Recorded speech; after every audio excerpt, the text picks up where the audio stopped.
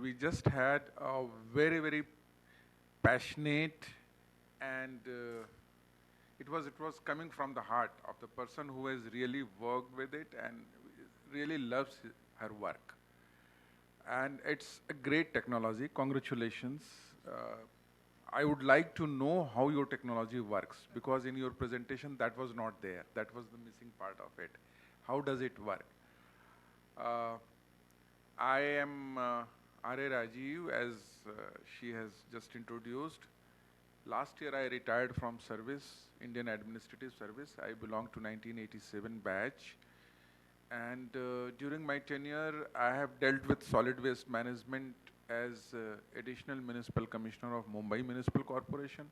Then I have been Municipal Commissioner of Thane Municipal Corporation. That time also I have dealt with the subject. So, and I have been Principal Secretary Environment in Government of Maharashtra. So, have been very close to it, and solid waste management as a subject has been very, very close to my heart. So I really thank Mr. Garg for inviting me after my retirement to speak on a subject which is close to my heart.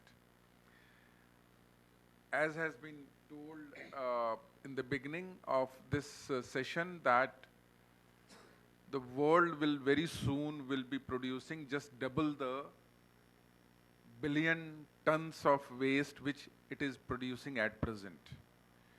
2 billion tons to 4 billion tons it will happen in by 2050. But India, which produces every day 65 million tons of waste, very soon, earlier than 2050, by 2030, will be producing more than double the waste.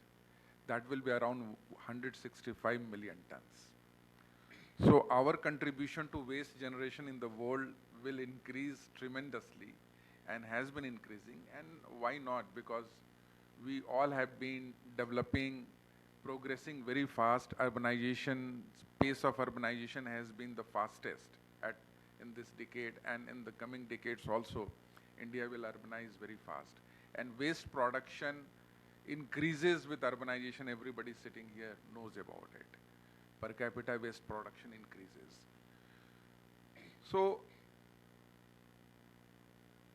having said that, out of 65 million tons of waste which India produces, 70 million tons of waste, 70% of that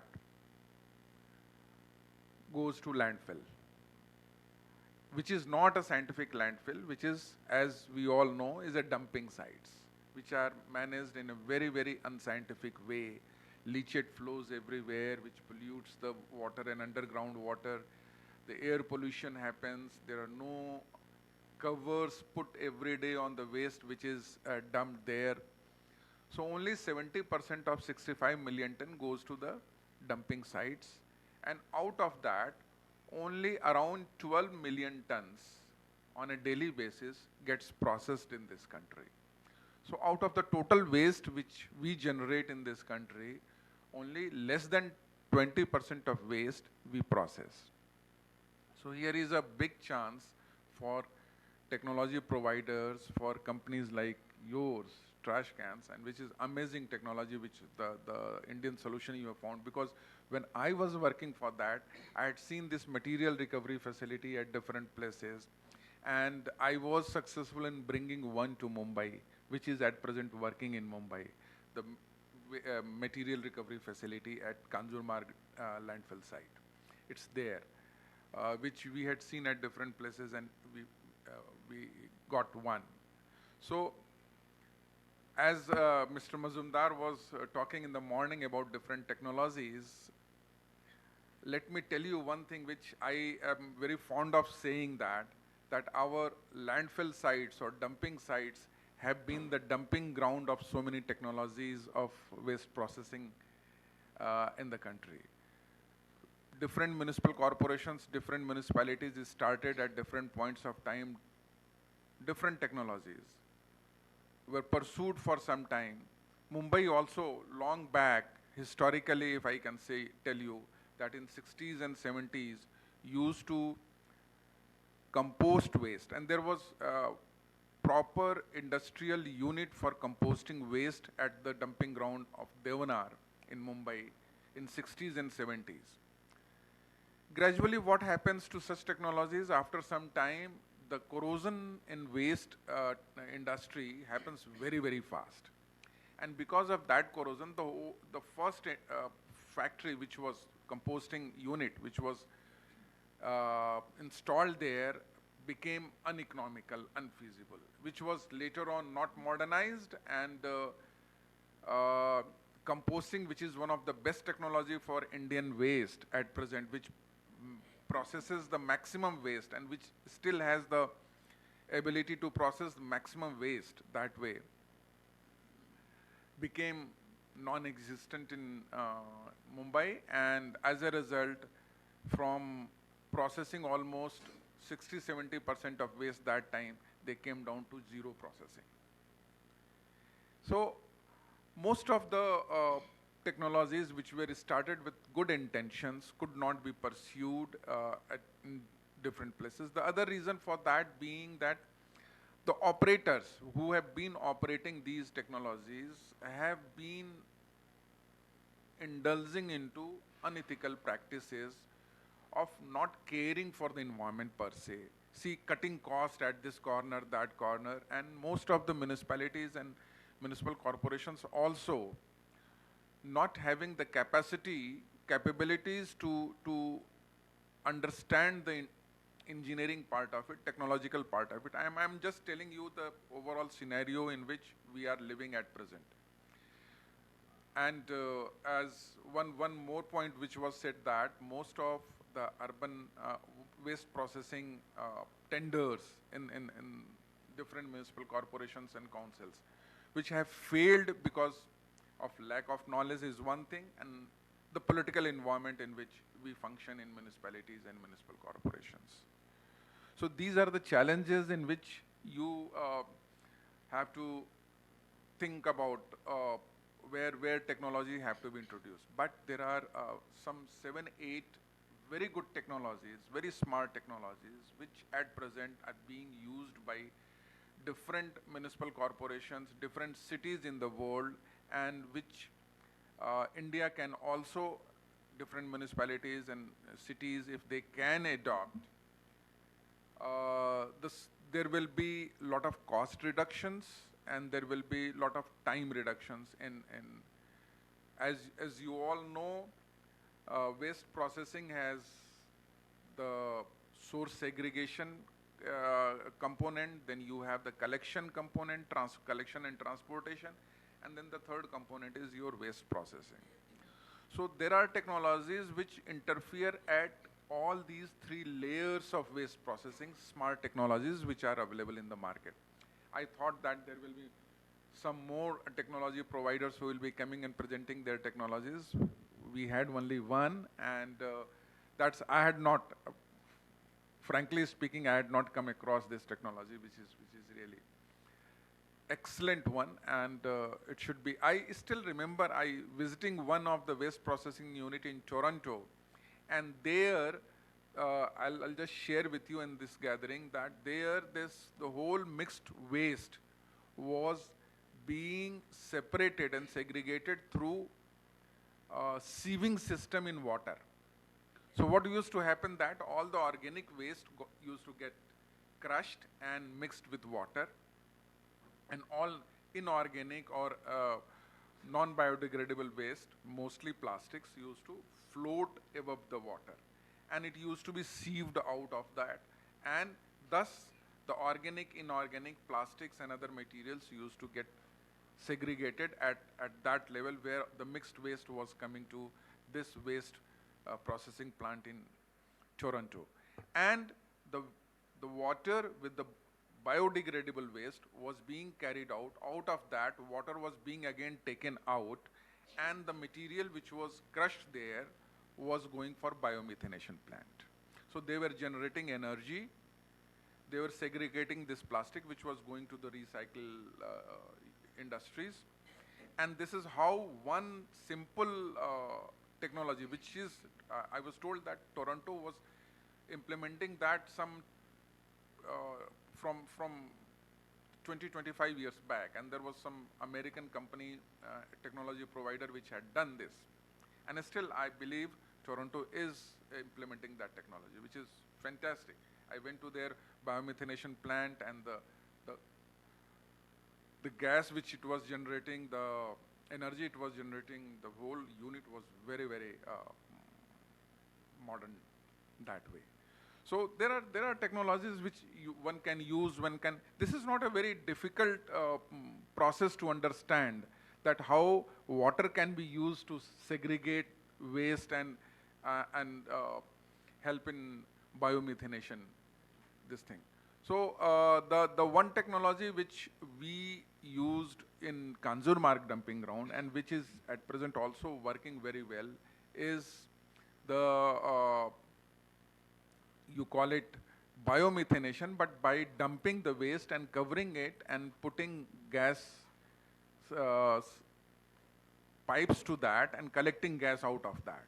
So methane gas is getting collected out of that, and energy is being generated, which in turn is running its own plant of material recovery facility, etc. And the composting is also happening. So after 6-7 years, one mound will get biomined, and out of that, non-biodegradable waste will again get landfilled there in a scientific way, and rest will the waste minimization will happen that way. So that was the facility which was being implemented in Florida. Now in the morning we were also talking about incinerations, and there are issues about incinerations. Yes, CPCB has done certain norms, prescribed certain norms for incineration for emissions, and those norms are being followed, but I'm afraid the European norms are much more stricter than the Indian CPCB norms about furans and dioxins emissions. And my question is, why CPCB can't adopt the norms of European standards? Where if you go to different countries in Europe or in Japan, most of the waste is getting incinerated. Singapore, 100% waste is getting incinerated. But they have the emission norms so strictly implemented there, and it's the maximum cost which you incur there in the incineration plant, where the filters cost as the maximum in that. And it gets replaced very frequently, because they have to follow the emission norms of stricter emission norms, which in India, the CPCB norms are not that strict. And still, I think even if we follow CPCB norms, there are environmental activists who claim that that is not going to control your dioxins and fluorides. I'm not the technical person who can answer this question, but there are environmental activists who opposed us that you cannot have incineration plant in the city because of these reasons, that the norms of CP. And I think the Jindal power plant also here is following CPCB norms, and they are being criticized for the emission standards of dioxins and furans. So these are issues about technologies. My only suggestion, after so much of experience in this field and talking to different people, my only suggestion is that we should be open to all sorts of technologies. We should not be following one technology at the cost of other technology, because there will be people who will be either for A technology or B technology or C technology. The issue is that we should be based on the waste characteristics and source segregation, which has to be, as 2000 bylaws of Minister of Environment and Forest provides for compulsory segregation. But we, being the flailing state, we hardly implement our rules and regulations strictly in the country. So because of that, there are problems in the nature. But suppose these waste characteristics are measured city-wise, and the segregation happens properly. Based on the segregated material, we can have technologies, and it's there, the young engineers, they will come up with their new ideas, and we should be implementing it. Have you come out of Karnataka, been able to come out of Karnataka in other states? Yes, we are in 6 states now. Are you in Maharashtra also? Not Maharashtra, Karnataka, Andhra Pradesh, Gujarat, West Bengal, and now Excellent, yeah, excellent. Tamil Nadu as well. Yeah, no, but this is something which is this type of innovations we must welcome, and we must support this type of innovations. There are technologies, smart technologies which are available about the smart bins. There are technologies which are available about the smart trash cans, where sitting in your office you can know that this trash can needs emptied. Otherwise, this trash can need not be emptied. So your vehicle will not go there, and it will save cost to you.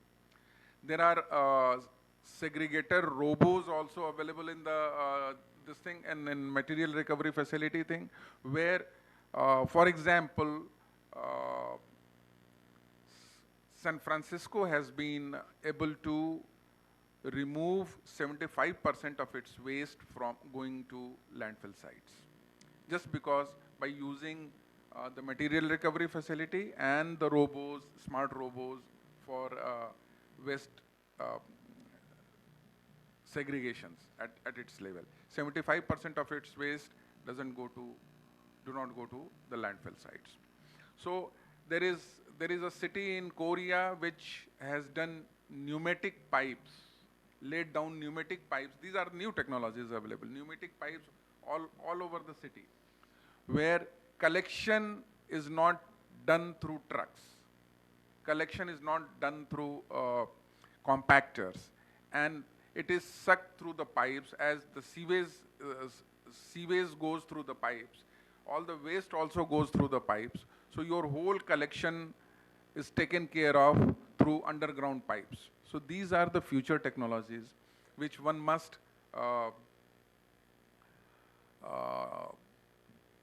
look for in future. And if we are doing some planned cities, probably yes, we can do something. Retrofitting becomes very, very difficult for such technologies. But something like very simple technology like recycling app, recycler app. If every household has got that app, because it's still there are a lot of confusion. If you go through the 2016 or 2020 rules about municipal solid waste created by Ministry of Environment and Forest, they have done so much of categories of waste, different wastes. No, ultimately, who segregates it? It's the housemaid or house lady who does that. It's at that level that the app will help them doing the segregation, because when it comes to certain waste, where to put, in the blue bag or in the green bag or in other bags, it becomes difficult for the person who is working in the kitchen. So very simple technology like recycling app can help them out there. You have a question and it can be answered through the app, and will help in proper segregation of waste. So this type of solutions are important for waste management. I think I will stop at here. I have been a very, very general. I've touched all the topics of waste management from a city administrator's point of view. And I'm one more thing which I should be talking about is that when it comes to waste management projects in cities, why we insist for always private-public participation models. It's not in other projects we insist for that, but when it comes to waste, we insist for that.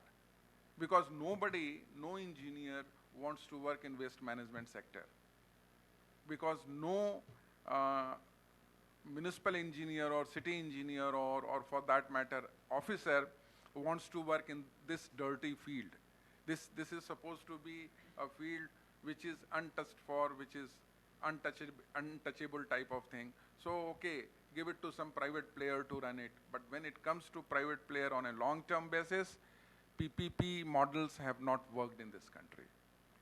So we should be, either Government of India should devise a model of PPP and prescribe it strictly for different municipal corporations to follow, where they don't have any decision-making power with them, but they just have to follow this, or they have to run it on EPC model, whatever it is. Waste to wealth is a misnomer. You can't create wealth out of waste. It's not gold. There are people who say, there are technology providers who also come and say that I will create wealth out of waste. No. If you are able to protect environment, if you are able to protect health of people who are engaged in waste management, including rag pickers, up to the city dwellers who are getting the negative externality of a dumping ground nearby somewhere living. So that will itself be a big addition to wealth of the city. If the health of a common citizen is not getting affected by the dump sites or the emissions out of the dump sites or some waste collection near neighborhood units, then you are adding value to the city life. And that should be your aim, not that we are creating wealth out of it and I will give you zero cost of waste management. No company, whosoever comes forward and says that is telling a lie. Thank you very much for giving a patient hearing. If you have any question, I can answer. Thank you so much.